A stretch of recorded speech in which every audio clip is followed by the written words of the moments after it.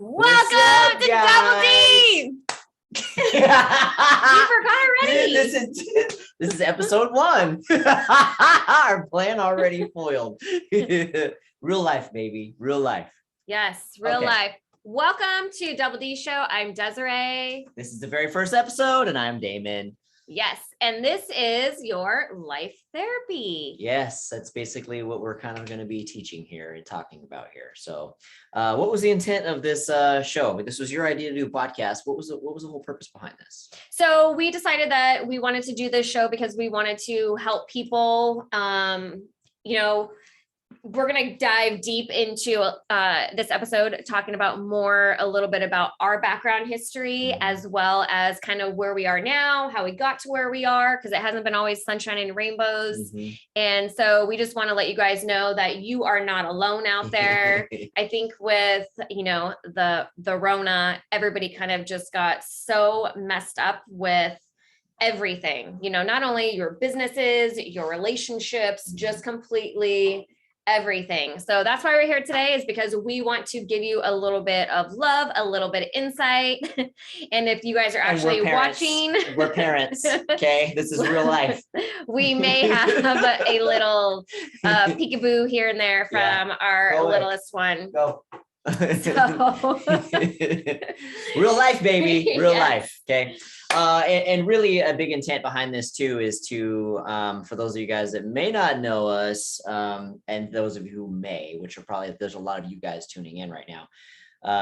We have a little bit of a history, right? We've been together for 12 years and we own a business and everything. And we've had some rough times and tough times, and we have circled back around and recovered from those. And because of that, a lot of people actually reach out to us because they want to know, they want advice and they want to know how we did it and things like that. So we're like, let's do a podcast and teach everybody what we learned throughout this process. So a big part of that too, we're going to talk about life and kids and fitness, and I'll probably throw some sex in there too, right?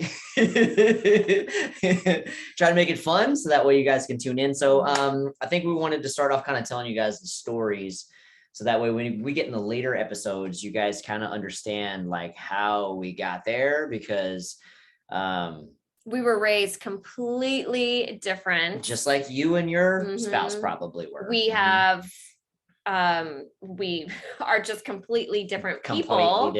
And so we just want to share more about us. So this episode today is going to be digging more into our own individual history, as where we came from as individuals, and then we'll dive into kind of how we met. And then our next episode, we'll talk about kind of the scary stuff, the stuff that we hate. Yep. The breakup.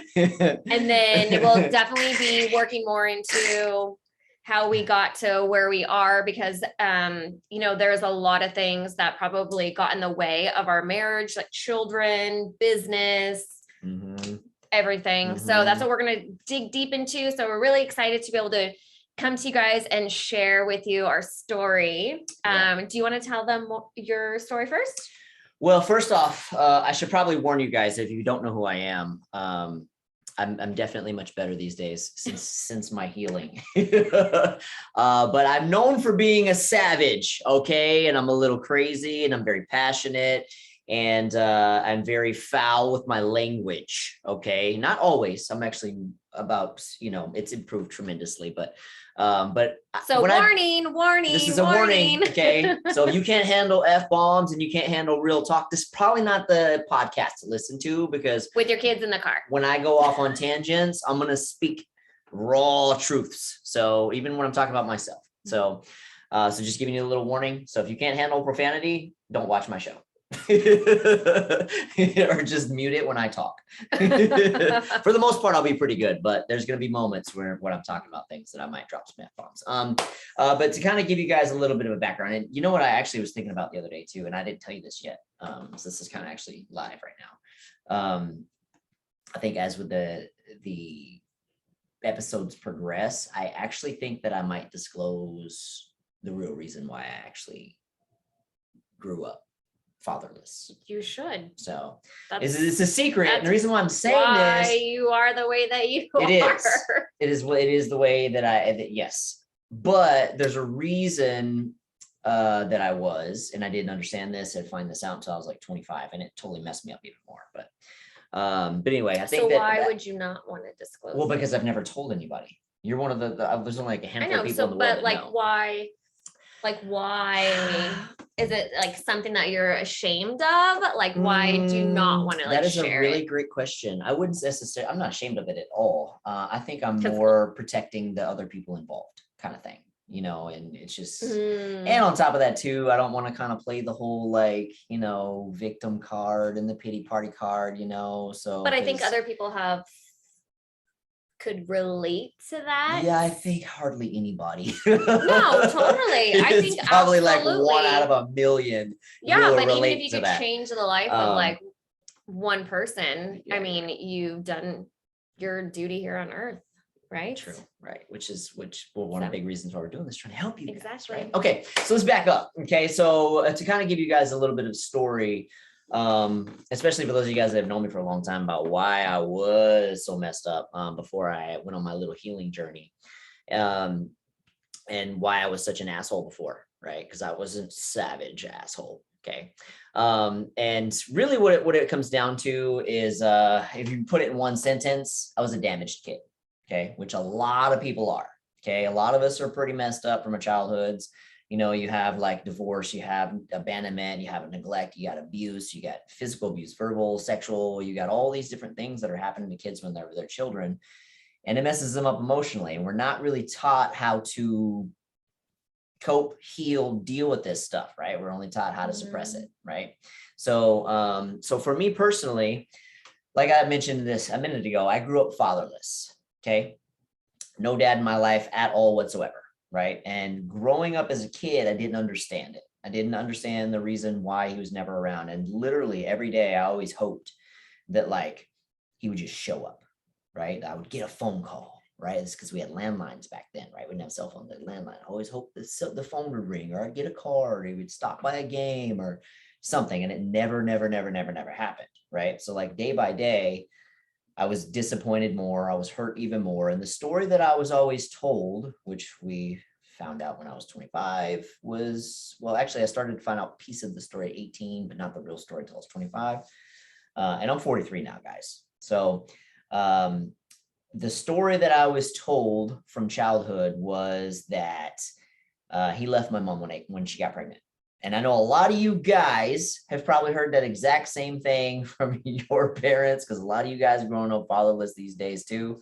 So if you look at like the number one reason why the prisons are full, right, is because it's like the numbers like somewhere like 79 to 80% are fatherless kids. Okay, statistically speaking, kids that grow up without dads, they end up in a few key places. They end up either in jail, on drugs, or dead. That's it. That's your choices, right?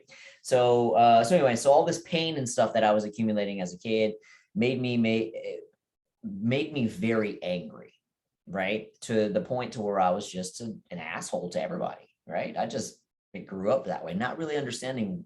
I knew why I was hurt, but I didn't really understand that beneath the anger was the hurt, right? I was just an asshole. I mean, the perfect Marine, right? So, but anyway, so long story short, I was an angry kid, got in a lot of trouble, got in a lot of fights, robbed a place when I was 9 years old, okay, multiple times, got caught on my third time, just was always into bad things, right? And it was because I was just so angry and just so hurt, right? And then, so I ended up, you know, after I got out of school, joining the Marine Corps, moving to California, right? And I've been out here ever since. And I've just, you know, I've always filled my life with like personal development and positive thinking, and just tried to build my life, you know, from that poor kid that grew up in poverty to building an empire, right? Like we have a business here that's where we are right now. But underneath all that was always a lot of, I still had those wounds, right? I'd never healed from them. I was just covering it up with positive thinking and, you know, personal development and all these things, trying to improve myself, but always right underneath the surface was all this damage and all this hurt and all this stuff. And it always came out, it's triggered constantly. That's why I was such an asshole. Was because people would say something, bang, just automatic, just lose my shit on people. Right. Yes. Yes. Not her, other people, but it scared away a lot of people. Yes. They used to upset her though. When she was always the one that I treated differently, but everybody else, I was a savage asshole. So anyway, fast forward, right? I basically was in this, are we talking about where we met yet? Or should I stop not here? Yet. Okay. So I went through the Marine Corps, started life, became a trainer, because of my issues. I always had this, I'm never getting married mentality, right? And it was because of all my damage, right? It was just fear of, being hurt, fear of committing to something, fear of being stuck in something. It's just all, rooted in all my issues. I didn't understand this until way later, right? Why don't you talk about and mention also about how you're like motivated so much? That's a good point. Great point. So because of the way that I grew up, even though like it caused like a lot of wounds and stuff, there's a positive side to all that as well too, right? So I grew up super poor, super, like my mom still to this day works at Walmart, guys. She loves it. So that is nothing bad on her. So my mom to this day, okay, she's been working at Walmart for freaking since I was so small, right? And she's been a single mom taking care of 2 kids, working at Walmart and multiple other jobs. So I grew up super, super poor.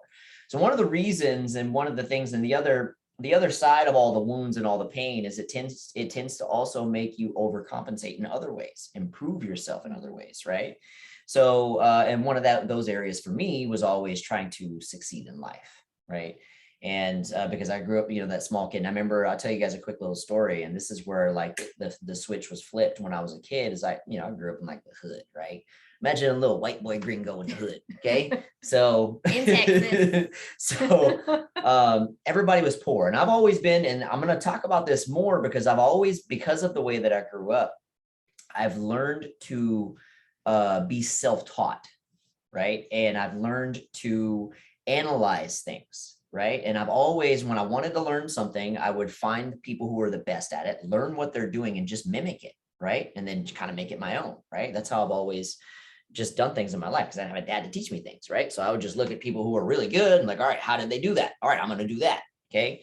And then, so anyways, I used to analyze a lot of things. So when I was growing up in poverty, the one thing that I noticed among everybody that they all had in common, 100%. And now that I'm about to tell you guys this, you're going to recognize this in the people that I'm talking about. Every single person that is living in poverty have one thing in common.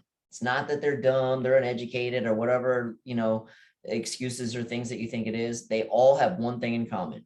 They play victim in life. Is the number one most common thing. And it's one of my peeves to this day. I cannot stand it. And it drives me nuts. Because that was the one thing that I noticed. And analyzing all that stuff as a kid, I'm like, man, the one thing I noticed they all have in common, they're all obese. They're all broke. What do they all have in common? They all play victim. None of them accept any responsibility for themselves, right? And so that was kind of like an aha moment for me. But anyway, so the little lesson where I had for the day where I was like, I'm never going to be poor, right? My mom sent me to the store. She does all the time. Okay. And I don't know if this ever happened to you, but you can probably relate to this if you've been poor. Okay. She sent me to the store with some food stamps. Okay. To go get some milk. Okay. Now, these days they have like a card. Okay. Back then we had these like little bills, right? That were, money, right? Like they were food stamps, right? Go give me some milk. Oh man, mom. So I was so embarrassed. So what I would do is every time I'd go to the store, we had like a little convenience store next to the neighborhood. And I would wait until everybody left, right? Left the store. And then I grab whatever I was supposed to go get, right? I'd run to the counter, slap it on the counter, and I'd run out the store. So that way nobody would see me using food stamps because I was so embarrassed, right? So then one day I'm leaving the store and I'm mad. I'm like, bullshit. And I'm walking out of like through the parking lot and I'm like, man, I'm never going to raise my kids like this. I'm going to do whatever I can to be successful. And I made this little promise to myself when I was like 12, right? And that's what kind of fuels my fire even to this day, right? That moment. So with all that said, when I look back on all these things, like growing up fatherless and like growing up poor and all these things, back then I thought that they sucked. These days, I'm actually grateful for it, right? Because it's those things that made me appreciate the other stuff even more, right? So it made me appreciate, money, made me more disciplined with it, right? It made me hustle harder, right? So it made me do a lot of things that I wouldn't have done previous to that. On top of that, like growing up fatherless, I knew exactly what I felt like I was missing out on as a kid, right? So when it comes to like my boys, like I always give them more than they even need because I felt like I never had that as a kid. So like my little dude that was just bugging us a second ago, I tell him all the time, you are so lucky, bro. You are so lucky. Got 2 parents that love him to death, right? Like you have no idea how lucky you are. And then I know, Dad, you didn't have a dad, because he's heard the story so many times. I know, Dad, he's 6.5 now, by the way. But anyway, so fast forward, got out of the military and kind of got into training. And like I was saying, a little, for the majority of my life, I had zero intention of ever getting married until I met this one, and then everything changed. So I think I'll end that there for now. We'll shoot over to her. So give us a little history, because give you guys a little secret here. We both are broken people that come from really messed up pasts that we're trying to run a business and have a marriage and co-parent a blended family all together. But at the root of us, we were both damaged. But you're about to hear her side of hers. You hear my side of mine, which, and with that said, before, and I'm going to talk about this in future episodes. One of the things that I noticed, feelings that I had gained from the way that I grew up is fatherless, with the story that I was told, right? Was it always made me feel like I was unwanted, right? It always made me feel like I was unloved, and it always made me feel like I wasn't good enough, like my father didn't want me, right? So that led to a lot of really, really deep insecurities. And like I was saying, it also led to me on the opposite end proving otherwise, right? So there's a lot of positive that came out of that too, but that's where a lot of the pain was rooted. So anyway, so hun, are you sure you're you done? guys ready for this? You might need to grab tissue to hear her side, okay? Because it's a little more tragic. So you're gonna see in all these episodes that Damon loves to talk, and he is like a microphone hog. So if I can get a word in edgewise, I'm gonna be lucky. So hopefully you'll be able to hear a lot more of my voice. All you. So anyways, you guys, my name's Desiree. I am 42 years old. And one thing about Damon didn't share is we are both Tauruses. Mm-hmm. So we are super stubborn. We are type A, mm-hmm. both of us. And so we do butt heads a lot because we have very, very strong personalities. Although we're pretty good these days. We used to butt heads a lot in the past, but not so much these days. Well, yes, for the last 12 years, yes, we butted heads a lot because we're always like, my way's better, mm-hmm. my way's better. Until, where we are now, we kind of like, we've grown up a little bit, but we will get there on another episode. We are just going to dig in deep on talking about where we came from as individuals. And so here's a little bit of story about my background. For those of you that don't know me, is one, my parents got divorced when I was 3. So I was one of those kids that went to my dad's house every other weekend. There was times, I do have an older sister.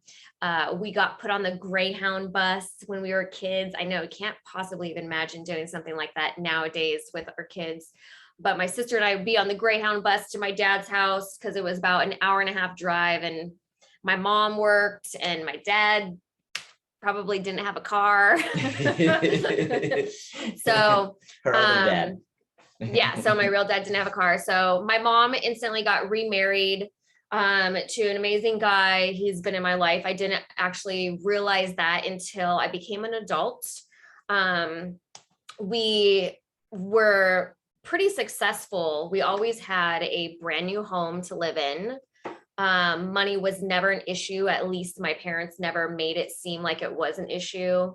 And when I was 15, my world got rocked upside down. And my mom had like cancers in the past, like skin cancer in her her mid-20s, and then it had turned into like abdominal cancer in her 30s. And then her early, I want to say she was 41-ish. So when I was 15, her and my stepdad used to carpool on the way to work together. And she just started having a stroke and seizure and started talking some gibberish, not making sense, vomiting. And so my dad, he instantly turned the car and went to a hospital. And bad news is that, we found out that she had brain tumors, and they were big ones. And we were actually supposed to be, my mom, my grandma, and I were supposed to go to Chicago a couple days after this had happened. And so here I was in high school. My aunt shows up and she's like, we got to go, tells me we need to hurry up and go to the hospital, tells me, like the whole story about your mom has tumors. They're going to do emergency brain surgery on her. So we booked it to the hospital as fast as we could. It was about like 30-minute drive. And luckily I got to see my mom before she went under, but I remember walking into the hospital room and she had a shaved head. And that's when just like everything just became real. Because, we're 15 and we're 15 years old, and we don't really believe a lot of things. We don't believe like the severity of things. And so long story short, my mom ended up living for another, I believe it was 9 months. And so my mom her and I were extremely close. Like, we used to watch, Beverly Hills 90210 back in the day, every new episode that comes out. I was involved in baton twirling a lot back in the day. And my mom would always just come and take me to all my practices and wait. I did that for like 6 years. Parades almost every single weekend, shopping, all that stuff. Because I was basically the only kid that was left at home because my sister was 4 years older than me. So my sister had already moved out. So it was just really like me and my mom. We'd, amusement parks. So she ended up passing away. Before she passed away, my dad said that he was going to sell the house. So I ended up actually moving in with friends because he wasn't moving anywhere local, and I didn't want to change high schools, in my junior year.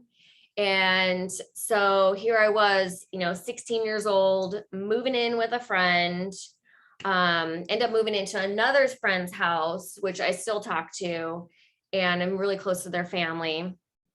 Well, I ended up meeting this guy in my senior year and ended up moving in with him, got pregnant at 18 years old, graduated high school pregnant, like 7 months pregnant, had my first son.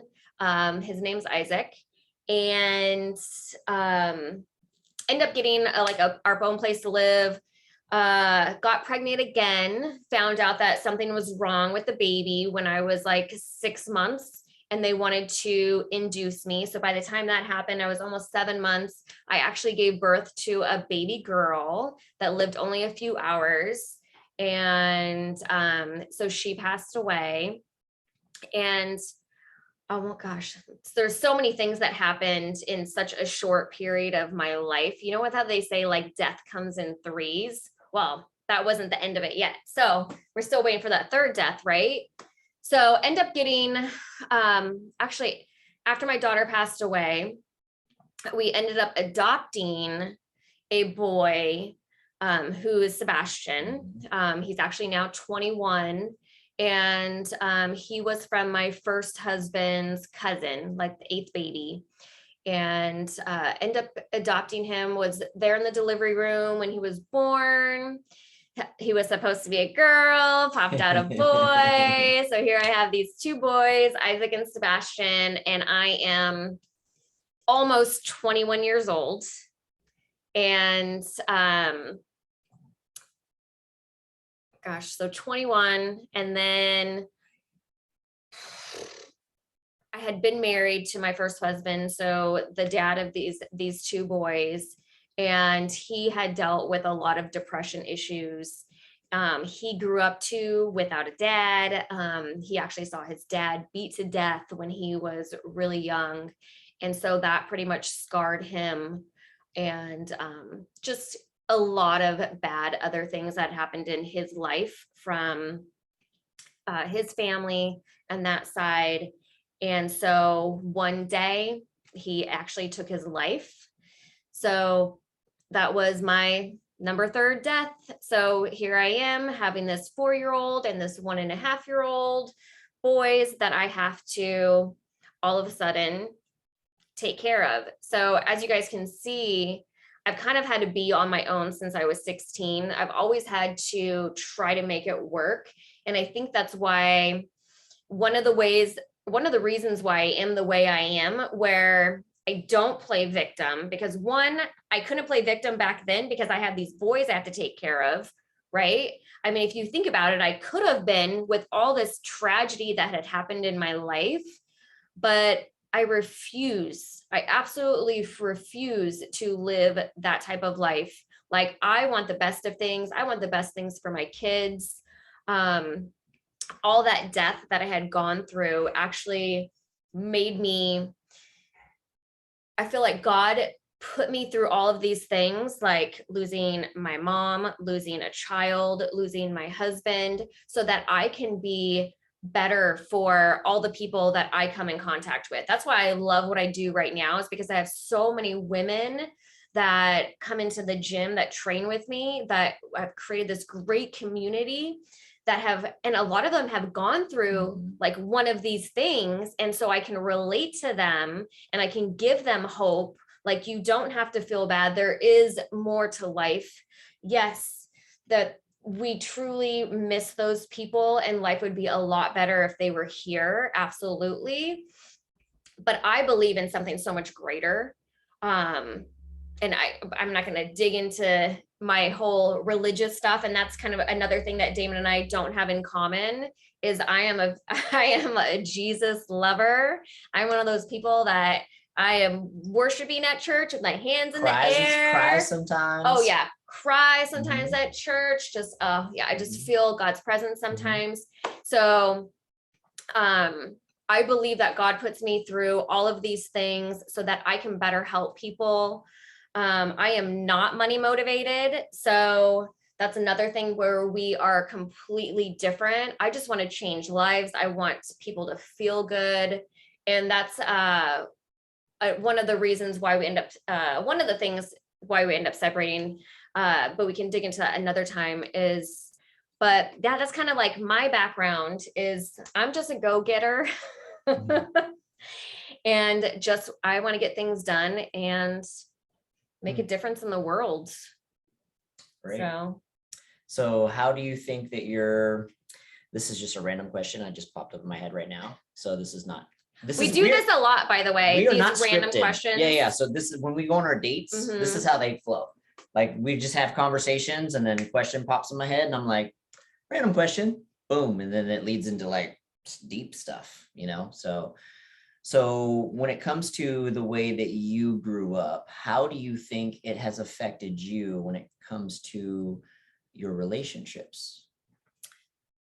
Well, I value relationships tremendously. And I've always been the person as an adult in my family that has always tried to get my family together, because I know that life can be really short. It can be unexpected when people pass. I know that everybody's time here on earth is limited and we don't know if today will be their last day. So always just trying to make people feel extremely loved. And I don't put up with any like BS. I don't put up with people treating other people badly. I have actually kicked some people to the curb in a harsh way, not because they did anything to me, but because of how they've made other people feel. And so I'm just really strong-minded when it comes to just making sure that people feel loved and feeling their best possible, because you don't know, and you don't want to live with any regret. I never knew that one day when I told my mom that, I loved her, that was going to be like the last day, when I'm going off to school, that she's really going to be able to hear me. Because remember, I said she was still alive for 9 months. Well, she was still alive, but she was not mentally there because of the brain tumors. So when I asked that question, I was actually meaning more towards your intimate relationships, not your friendships. So so he basically is saying that's because my parents got divorced.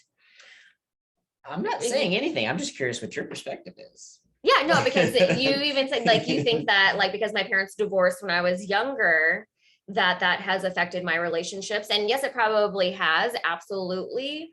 And that's so hard to like really dig in deep to ask questions without like my mom being present, because there's so many like unanswered questions that I have when it comes to how about how these deaths and these traumatic experiences that you have had, how do you think that has affected you?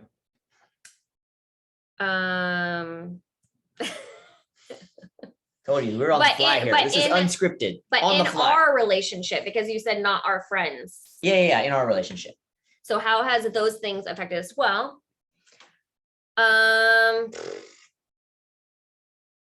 goodness, I don't know. I can't link those to like our relationship. Does that make sense? You don't necessarily need to link those to the relationship, but it definitely has an effect on how you show up in a relationship. So why don't you tell me how I show up? Because you obviously have something on your mind. Oh, I was just curious on your perspective, because I'm like, now that we're talking about this, let's just kind of dig into that, because I'm kind of curious on her perspective on how it's affected her. From my perspective, from the entire time that we've been dating, I've always noticed that she's always had this like fear of getting too close to anybody, right? Because of the fear of loss, because she's experienced so much tragedy. So if you've experienced something like that in your life too, you probably have these walls up and these feelings as well. So it's always something that I've kind of noticed, is that there's always been this, there's always been, I wouldn't necessarily say a wall all the time, but there's always been my guard up. There's always been a guard. There's always been a little bit of a distance. And even whenever, in our relationship, when we were like absolutely unstoppably incredible, there was still always this little piece that I always noticed. And I knew where it was coming from. I knew it was coming from all that pain that she had just not healed from. I knew that like 10 years ago, but everything was just so wonderful that it didn't even matter, right? Like it's just, I just noticed it. It didn't really affect us in a negative way until later on in our relationship, when life's challenges hit us. I actually used to think, and I feel like I think differently now as I'm getting older for sure, is I used to think that nothing is forever. She used to say that shit a lot. And so nothing is forever. And I mean, so for him hearing that, obviously he's thinking, well, like our marriage, nothing is forever. I'm just thinking like, honestly, like life is not forever. Which is understandable. So it is not guaranteed. You just don't know. And I'm a very like strong person too. And I think that's another thing that you don't like, because he used to say that I was very like manly. Because I don't show like, I'm not like very vulnerable. You know what I mean? Yeah, you used to be, especially whenever, mainly, it was mainly only an issue whenever we were having like issues that the masculinity came out hardcore. So a lot of you guys are in relationships make me beat you, where your women are masculine. I'm going to teach you why this happens, right? I'm going to teach you why she's behaving that way. So, but it just stems from the issues within the relationship. So, and just so you guys know, we have another alias over here for Damon. We call him Dr. Damon because he researches everything. So he's like the doctor of everything. Remember I was telling you I analyze everything? I'm not kidding. What I do for fun is I read, I listen to audiobooks, I'm looking at research, I'm analyzing stuff. Like I've just always been that way. So nickname is Dr. Damon. So enough about us individually. Let's talk about because we don't want to keep these like too long because we don't want to lose you guys. Mm-hmm. So let's talk about really quick about how we met each other. Okay. And then do you want my perspective? Sure. So go ahead and share yours first, and then I'll share mine. Okay. So my perspective. All right. So here's how we met. And we may need to actually split this into 2 videos because this video is already gone kind of long. But here's how we met. Okay. So remember I was telling you, like, I never wanted to settle down. I never wanted to get married. I never even wanted to have kids. Okay. We don't need to go into like detail of like that. Like, but so here's short. You gotta to understand the where I'm trying to go with this. Right. So, so when I met her, I was single dad. I had a little dude. He's like 3 years old. But I was in this frame of mind, like I'm never getting married, I'm never settling down kind of thing, right? So I had literally just rolled up from my house from Vegas, okay? And her brother is a good buddy of mine, okay? And we used to live together back in the day. Like he's been a good buddy of mine for a long time. And he came out to Orange County because he lives out in the desert, which is about 90 minutes away. He came out one day and he sent me a text. I literally just rolled up to my house and he said, "Hey bro, I'm in Orange County." He never comes out here.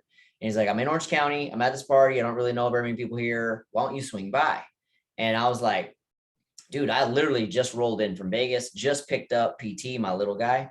And he's like, "It's cool. There's other kids here. You can bring PT and come by." And I was like, "All right, cool. Be good to see you. I haven't seen you in a while." So I roll up to this place, right? Not really thinking anything. I'm kind of like in dad mode, because I got my little guy. I'm not drinking. I'm not really trying to party. I'm trying to be responsible. Still hungover. I was still hungover. So I show up to the party and I'm just chilling, right? So I'm sitting down at this table and I'm talking to some people and she comes and sits down next to me. And I had assumed that all the women there were probably married to the guys there and stuff, right? So I didn't really think anything of it, right? And so we ended up getting in conversation because she was talking about like working out and things like that. So it totally got my attention, right?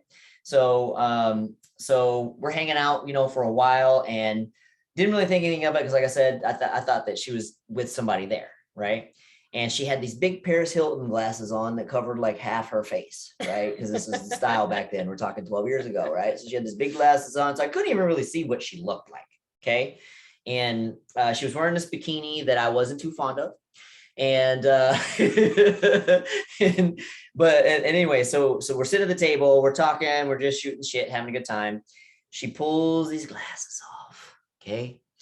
And she hadn't had my attention really the whole day, right? Other than the fitness stuff. I'm like, yeah, she's cool, whatever. But I had an ugly bikini on. Okay. And that was one of the first things I told her when on our first date, like, don't ever wear that bikini again. So, but anyway, so I'm sitting there, she pulls these glasses off and these popped out. Okay. Do you see those things? Okay. So I don't know what happened to me, but I swear I think I must have instantly fell in love with her right there on the spot. I don't know what happened. Okay. But she pulled these glasses off and those eyes, and I was just like, oh my God, who is this girl? Right. And I'm like, I don't care who she's with. I'm about to steal her. I didn't care if she was married. I don't care. I'm about to steal her. So that was my mindset anyway. So anyways, so we're just hanging out for like hours throughout the day. So anyway, I'm about ready to leave, right? So as I'm walking out, her brother walks me out. Now, keep in mind, and you can probably tell your side of this story, but she had already told him something earlier in the day when I arrived, right, that I didn't know, okay? So I didn't know this. But anyway, so my buddy walks me out, and as he's walking me out, he's like, "Hey, bro, you're single, my sister's single. You should take her out sometime." And I was like, "Who's your sister?" And he's like, "Desiree, the girl you're hanging out with all day." And I'm like, "That's your sister?" Like, because I had never knew he had a sister. Okay, because he never talked about his sister. Okay, so and you guys know why, right? It's probably exactly why. So I'm like, that's your sister? What the fuck? And then I'm like, give me her number. I'll text her right now. So get her number, shoot her a text. We talk for about a week and then go out on our first date like the following Saturday. Cut. Her turn. So what's your perspective, hon? So we actually met at my 30th birthday that my friends threw for me. I had just broken up maybe 7 months prior to that with my boyfriend of 7 years. And so this was my boyfriend after my first husband had passed away. And it just didn't work out. I wanted to get married and have another kid, and he just wasn't on that same page. So I moved out, but my friends threw me a birthday party at our old house that I used to live. And so I was just hanging out, bikini, eating cake, drinking Smirnoff Ice, back in the day, sitting by the side of the pool, totally. Thinking I'm the shit. This is my birthday. I didn't think anything of it because I was not into fitness at that point. I worked for corporate America. I worked out, whatever, but I was never ripped, and I was fine with that back then. And then here I have Damon walk in with his 3-year-old son. And I don't know about you guys, but one of the things that is a turn on for me is guys where you can see their veins popping in their arms. So I just love that. It looks like it just, I don't know.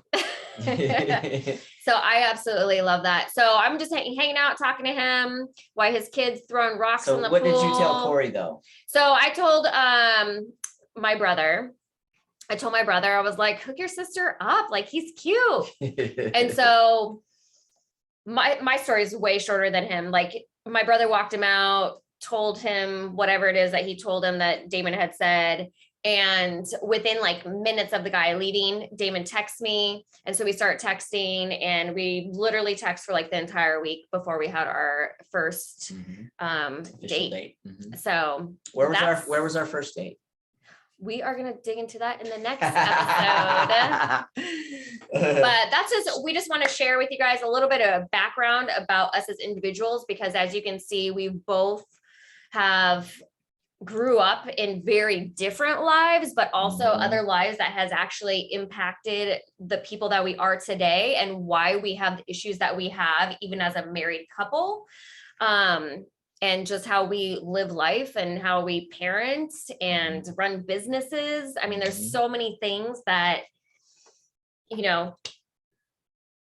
just, but that's what we just wanted to share that with you. So we are episode 1. Yeah. Episode 1 done. So stay tuned. We're going to talk about our first date and kind of how we started out as a couple. It'll probably lead into how we broke up too. So the first time. Yes. And then we'll dig in more about other stuff. And so stay tuned, because we have so much more to tell you. And we're super excited to be able to share this couples therapy and life therapy with you. Yep. Stay tuned for another episode of Double D. See you next time. Bye, guys.